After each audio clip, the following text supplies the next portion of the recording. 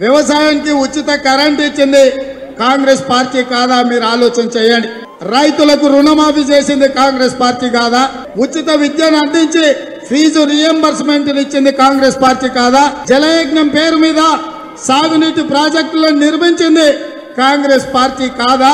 ఉపాధి హామీ పథకాన్ని తీసుకొచ్చి పని కల్పించి వాళ్లకు ఆహార భద్రత కల్పించింది కాంగ్రెస్ పార్టీ కాదా? ఆరోగ్యశ్రీ పథకాన్ని తీసుకొచ్చింది.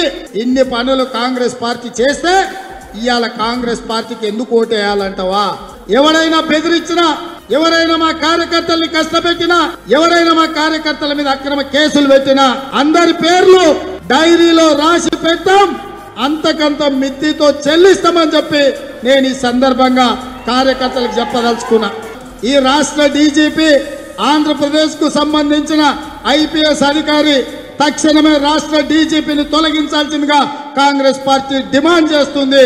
సైబరాబాద్ కమిషనర్ స్టీఫెన్ రవీంద్ర గారు చాలా మందిని బెదిరిస్తున్నాడు. మీరు కాంగ్రెస్ కు అనుకూలంగా ఏ మాత్రం సాయం చేసినా, మీరు కాంగ్రెస్ పార్టీకి మద్దతు ఇచ్చినా మీ సంగతి చూస్తా అని బెదిరిస్తున్నాడు. కొంతమందిని కేటీఆర్ఏ స్వయంగా పిలిచి నీకు రేవంత్ రెడ్డి చుట్టం, నీకు రేవంత్ రెడ్డి దోస్తు, నువ్వు ఆయనను కలిసినవా, ఆయనకు పలికినవా, నీ సంగతి చూస్తా అని బెదిరిస్తుడు. బిడ్డ కేటీఆర్ గుర్తుపెట్టుకో, 45 రోజులే నీ అధికారం. 45 రోజుల తర్వాత కాంగ్రెస్ పార్టీ అధికారంలోకి వస్తుంది. నువ్వు చేసే అరాచకానికి ఇంతకింత మిత్తితో చెల్లిస్తాం.